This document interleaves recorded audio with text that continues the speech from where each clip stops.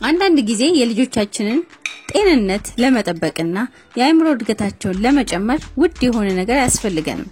ለምሳሌ ጥቅል ጎመን ፈጣሪ ከሰጠን ምርጥ ምግቦች አንዱ ነው። ይህ በቀላሉ የምናገኘው ምግብ ለልጆቻችን የአእምሮ እድገት በጣም ጠቃሚ የሆነ ምግብ ነው። ይህ ምግብ ከስኳር ድንች ጋር አብረን እናዘጋጀዋለን። ሰላም ውድ የባራኪ ዩቲዩብ ቻናል ተከታዮች እንዴት ናችሁ? ይህንን ምግብ ለማዘጋጀት ስኳር ድንች፣ ጥቅል ጎመን፣ ዘይትና ነጭ ሽንኩርት ያስፈልገናል። መጀመሪያ አጥበን ከትፈን ያዘጋጀነውን ስኳር ድንች እንጥደዋለን። እንደዚህ ከትፈን ስንጥደው ውስጡ ቶሎ ይበስልልናል። ስኳር ድንች ጤናማ ከሚባሉ ምግቦች አንዱ ሲሆን የበሽታ መከላከል ኃይልን ለማሳደግ ለጤናማ ሆድና ልጆች ኢነርጂ እንዲኖራቸውም ይጠቅማል።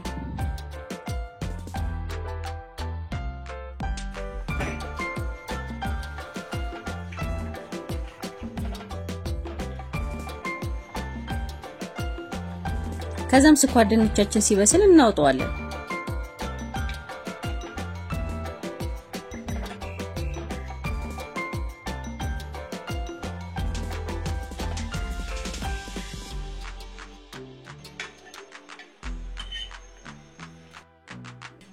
አጥበንና ለልጆቻችን ለአመጋገብ ምቹ አድርገን የከተፍነውን ጥቅል ጎመን ድስት ውስጥ እንጨምራለን። ከዛ ለማብሰል የሚሆን ትንሽ ውሃ እንጨምራለን። ከዛም እስኪበስልልን ድረስ ጎመናችን ከድነን እንተወዋለን። ምክንያቱም ለልጆች የምንሰራው ምግብ በተቻለ መጠን ባይቁላላ በውሃ ብቻ ብናበስለው ዘርፈ ብዙ ጥቅም አለው።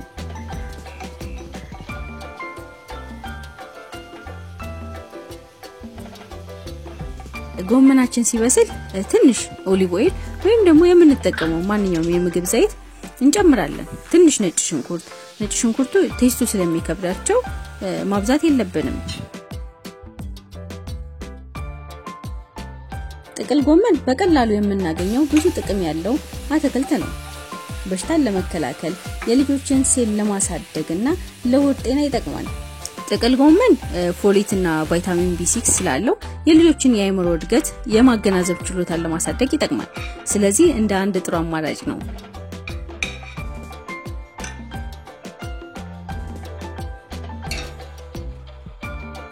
ከበሰለ በኋላ ከስኳር ድንቹ ጋር በዚህ አይነት ሹካ ተጠቅመን እንፈጨዋለን። በዚህ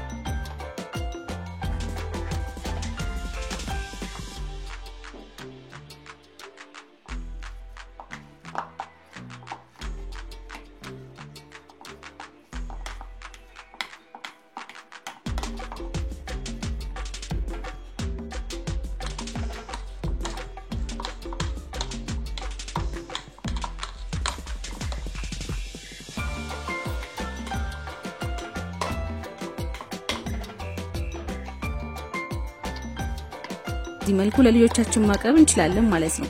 ከፍ ላሉ ልጆች ደግሞ ዳቦ ላይ በመቀባት መስጠት እንችላለን።